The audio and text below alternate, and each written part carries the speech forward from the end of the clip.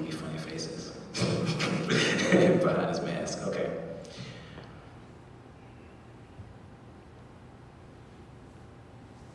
You ever wonder what happened on Saturday? What the disciples were doing? Did they eat? That day between the moment after the worst day and before they knew would be the best day. That Saturday. After Jesus died and the Saturday before Jesus rose. That probably was a long day.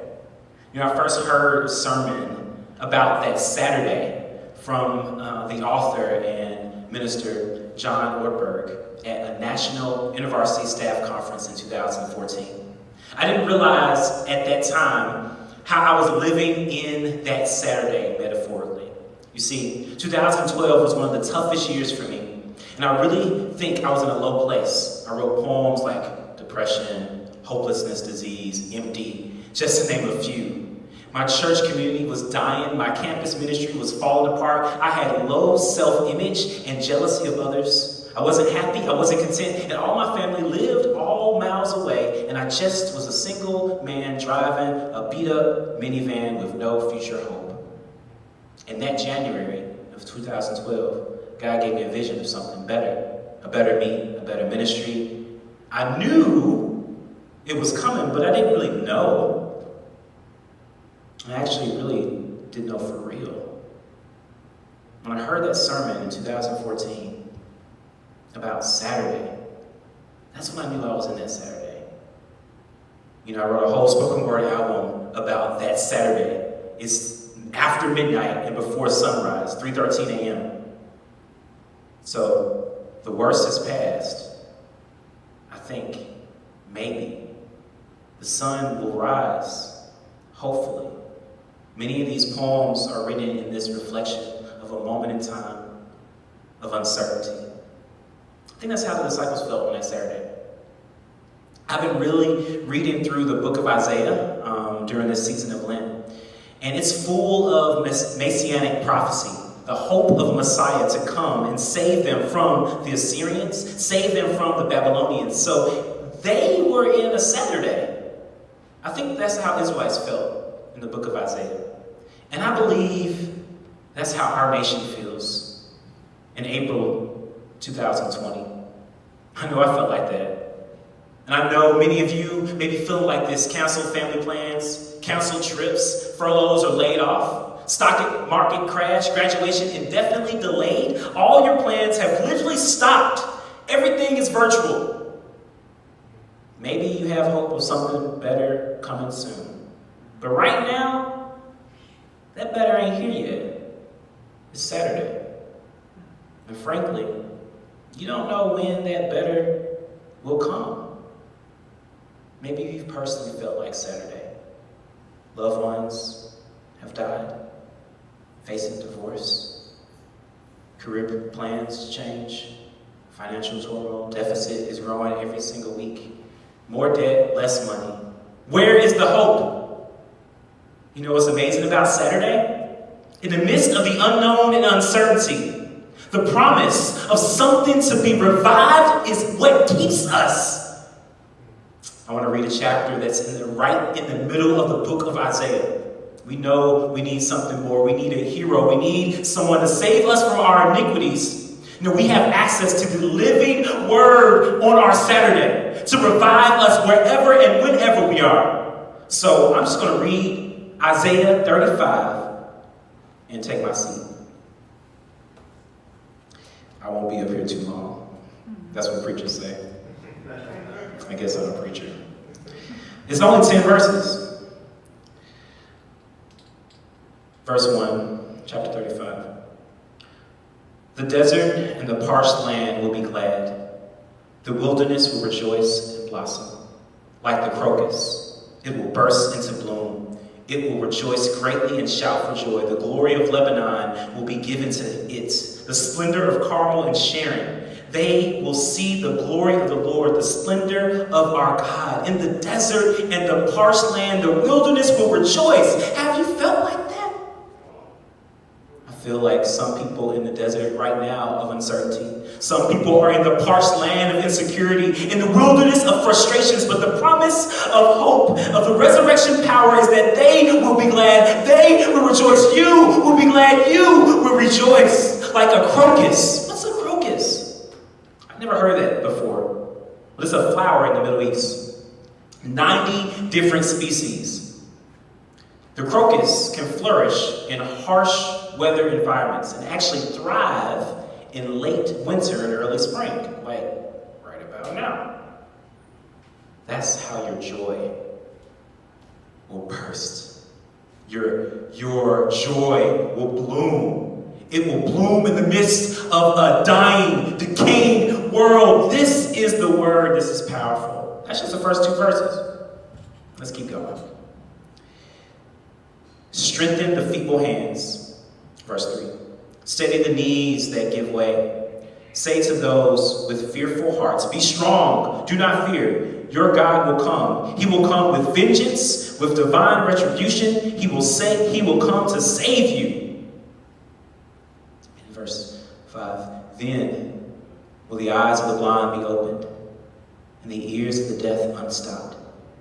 Then will the lame leap like a deer, and the mute tongue shout for joy.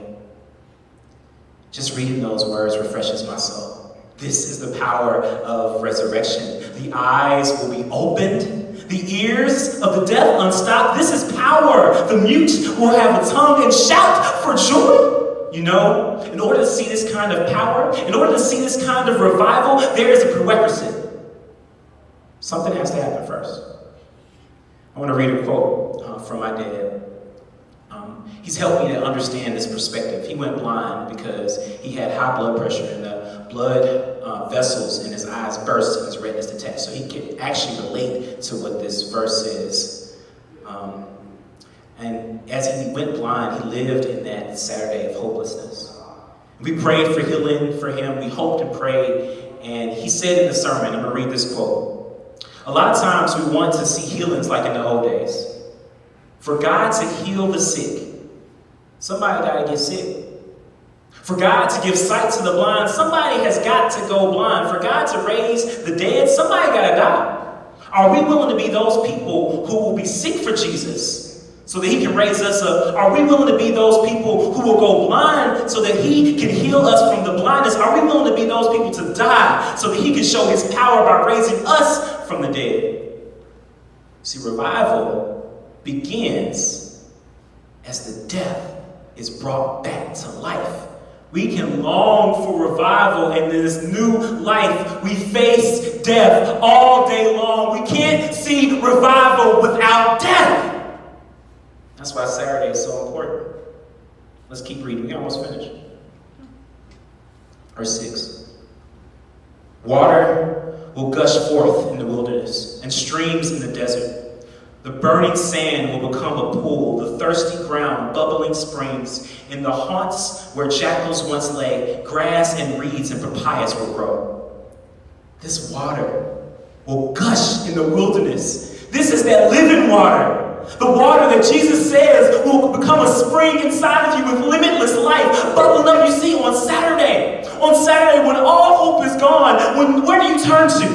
Where do you go in the desert? Where do you go in the wilderness? Where do you go? You can turn to that spring, that living water spring that's bubbling up inside of you. This is what the word says. You see, that's Jesus, the living word. The word is alive, the living word, and we can bathe in it when we have lost hope. The word is the lamp to the feet. The word was a lamp to the feet of my ancestors as they endured centuries of slavery in America. The word gave them hope in the midst of an oppressed nation. If you have nowhere to turn, you turn to the one that breathes life, the word. And we have access to this daily. We have access to this daily. This is not just some ordinary book with some old terminology. It sounds prophetic and poetic and sophisticated. No, this is alive. It sustains us and keeps us going on Saturday. Yeah. I just got 2 more verses and I'm going to take my seat. 3. Verse 8. And a highway will be there, and it will be called the way of holiness. It will be for those who walk on that way. The unclean will not journey on it. Wicked fools will not go about it. No lion will be there, nor any ravenous beast. They will not be found there, but only the redeemed will walk there. And those the Lord has rescued will return. They will enter Zion with singing. Everlasting joy will crown their heads. Gladness and joy will overtake them, and sorrow and sighing will flee away. No lion will be there, no ravenous beast, no big cats. Sorry, Joe. There is no place for the Tiger King here. This is amazing. Everlasting joy, gladness, peace.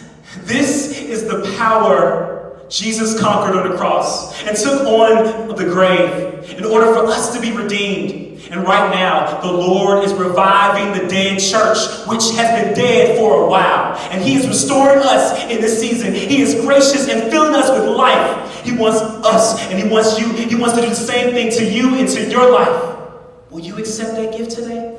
Will you dedicate your life to the one and only who can give you this peace? This is whose life we celebrate today. Jesus. Will you follow the way? His way. No matter what you've done yesterday, the Lord is calling you back today. Maybe you were like Peter and turned your back on Him. But today is a new day. And you have access to the living Word. Repent. Draw near to Him. Even on Saturday, receive the gift of everlasting joy. Lord, thank you for your word. I pray that it will set a foundation on hearts. In the name of Jesus, amen.